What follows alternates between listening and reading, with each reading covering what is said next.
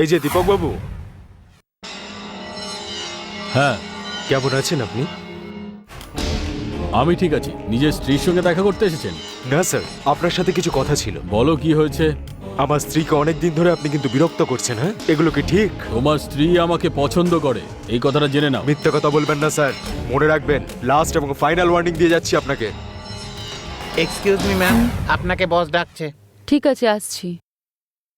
Sir, আপনি ডেকেছিলেন? কি হয়েছে, নিজের স্বামীকে সব বলে দিলে? তোমার স্বামী এসে হিরোর মতো আমাকে ওয়ার্নিং দিয়ে গেল। হ্যাঁ, অনেক আগেই তোমার সাথে কিছু করার ইচ্ছা ছিল, কিন্তু এখন এটা কি করছেন আপনি? স্যার, ছাড়ুন আমাকে। ছাড়ো আরে না স্যার, তোমাকে। কি করছেন এটা? ছাড়ুন।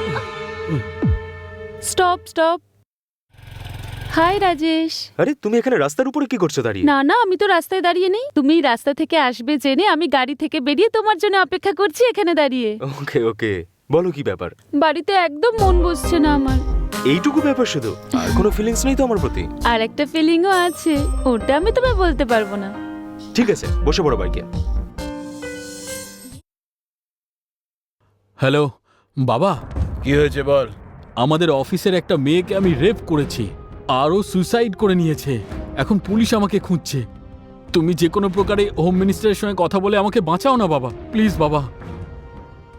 হ্যালো, হ্যালো, ডিজিপি বলছেন?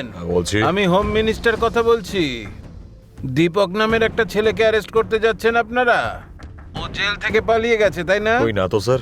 ওকে ছেড়ে দিন আর কেসটাকে অন্যদিকে ঘুরিয়ে দিন। এটা কি করে করব স্যার? আমি হোম মিনিস্টার বলছি, যেটা বললাম সেটা করুন। হয়ে যাবে স্যার। Okay bye.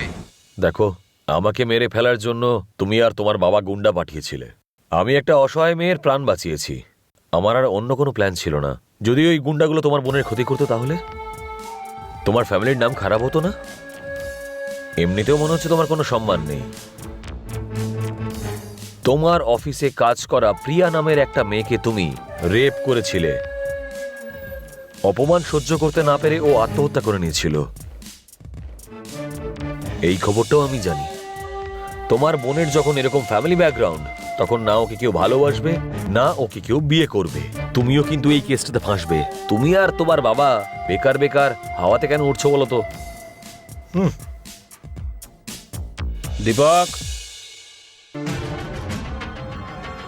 হ্যাঁ বাবা, বলো কি হয়েছে বাবা, বলো না। কেউ আমার মেয়ের সঙ্গে মেলামেশা করছে। মনে হচ্ছে মেয়েটা ওকে ভালোবেসে ফেলেছে। কে সে? এই যে এই ছেলেটা, একে কোথায় পাবো? ওই বস্তির ছেলেদের সঙ্গে ঘুরে বেড়ায় শুনেছি। ওকে ভালো করে বুঝিয়ে দিও। তোমাদের মধ্যে রাজেশ কে? হ্যাঁ, আমি রাজেশ, বলো। তুই আমার বোনের পিছনে কেন পড়েছিস? তুই জানিস আমি কে? আমার বাবার যদি নাম শুনিস না, তাহলে এখানে দাঁড়িয়ে প্যান্টে করে ফেলবি। আমার বোনের পিছনে যেন না এই, দেখি। দাঁড়া, দাঁড়া।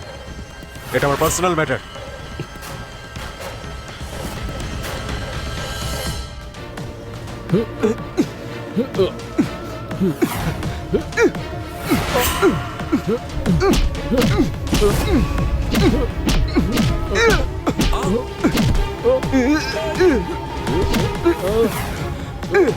এই এই দাঁড়াও দাঁড়াও, কি হচ্ছে এসব? সরো সরো পেছন দিকে, যাও এখান থেকে।